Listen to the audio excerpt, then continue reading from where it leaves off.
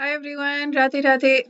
In this video, we're going to be doing chapter 6, verse 47, and this is the last verse of the chapter, and it is beautiful. It ends so beautifully. It ends with him making very, very specifically clear that the Bhakti Yoga path, is the ultimate path, it's the best path. I thought that was going to come in chapter 18 or 11 or 12 or something, but he's actually said it right now. This chapter I think is titled Jnaya Yog by different people title it different things.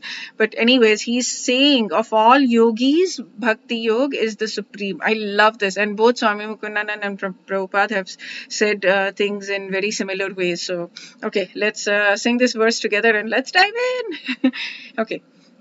योगिनामपि सर्वेषां मद्गतेनान्तरात्मना श्रद्धावान् भजते यो मां स मे युक्ततमो मतः.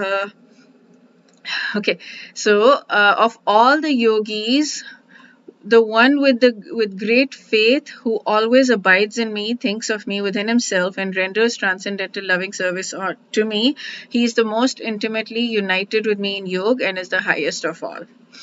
What he says here is, of all yogis, those whose minds are always absorbed in me and who engage in devotion to me with great faith, I consider them to be the highest of all. So minds are always absorbed in me, engaged in devotion to me with great faith, and they are the highest. Okay. Yoginam api sarvesham. Yoginam, of all the yogis, also of all the yogis, sarvesham, sarva, of all yogis, also. Mat gatena. Mat means me, gatena means abiding in me, always thinking of me.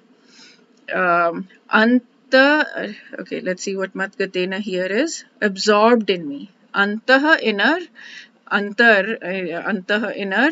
Within himself. Shraddhavan. Shraddha means faith. So with full faith.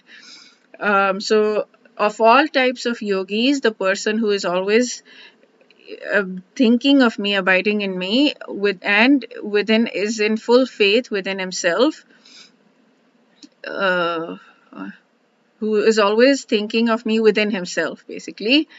Um, one with great faith who is always thinking of me. Okay, this one is a little simpler. Of all yogis whose minds are always absorbed in me and engaged in devotion to me with great faith. The devotion part hasn't come yet. Okay, so Shraddhavan in full faith. So bhajate. Bhajate is a key word that both Prabhupada and him have talked about a lot. Bhajate is renders transcendental loving service. Bhajate means devotion, worship, but it goes deeper than devotion because they both said that bhaj, the word bhajate has its root verb in bhaj, which means there is need of service. So the English word worship cannot be used. Worship means to adore and show respect and honor, but service with love and faith, that is bhajate. So bhajate is somebody who's serving and loving me, basically. Yeah, one who to me is is loving me and serving me. One who serve me, by me, is the great, I consider to be the greatest yogi. By me is considered the greatest yogi. I consider to be the greatest yogi. Okay, so he's saying me very clearly here. There is no question here. There is no confusion here.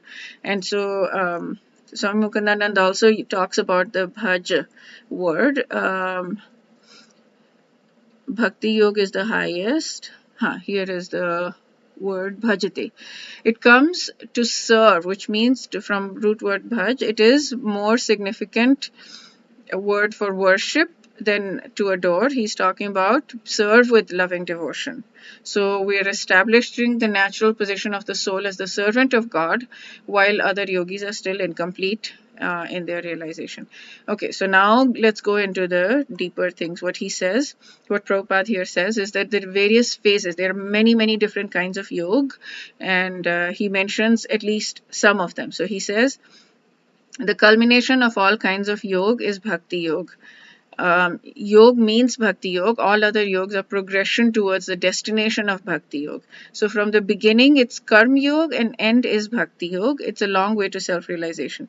So Karma Yog, this is the beautiful thing. So Karma Yog without fruitive results is the beginning. And when they increase in knowledge and renunciation, they become Gyan Yogis. And when they Gyan Yogis increase in meditation by different physical processes, then they become Ashtanga Yogis. And when one crosses the Ashtanga Yoga, then it's called Bhakti Yoga. Factually, Bhakti Yoga is the ultimate goal. And so he also talks about these other things also. Karma, a person who is doing Karma Yoga is Karma Yogi, then Gyan Yogi, then Dhyan Yogi, then Raj Yogi, and Hat Yogi, and all of these, and then Bhakti Yogi. So there are many, many different kinds of yoga, and I don't know where all of this, like Dhyan and Raj Yoga, he is not mentioned.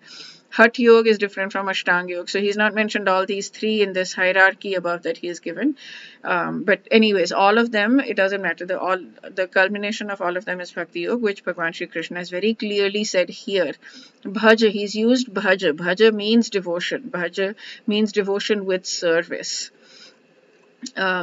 So of all yoga, Bhaja, this thing is good. So yeah, it is with great fortune that one comes to Krishna consciousness. So yeah, I mean, so first of all, it is with great fortune that we come as human beings. So we have the opportunity, and then it is with great fortune that even as human beings, we come to Krishna consciousness and we we get to know about Krishna and we feel attracted towards Krishna. And that is just, it's amazing. Yeah, so he talks about other things that also talk about Bhakti Yoga. In Shvetashvatara Upanishad, he says, only unto those great souls who have implicit faith in both the Lord and spiritual masters are the imports of Vedic knowledge automatically revealed. Okay. Okay, that's it for this video. That's it for this chapter. We shall start with the next chapter in the next video, chapter 7, verse 1. Wish you a day filled with spiritual growth. Radhe Radhe.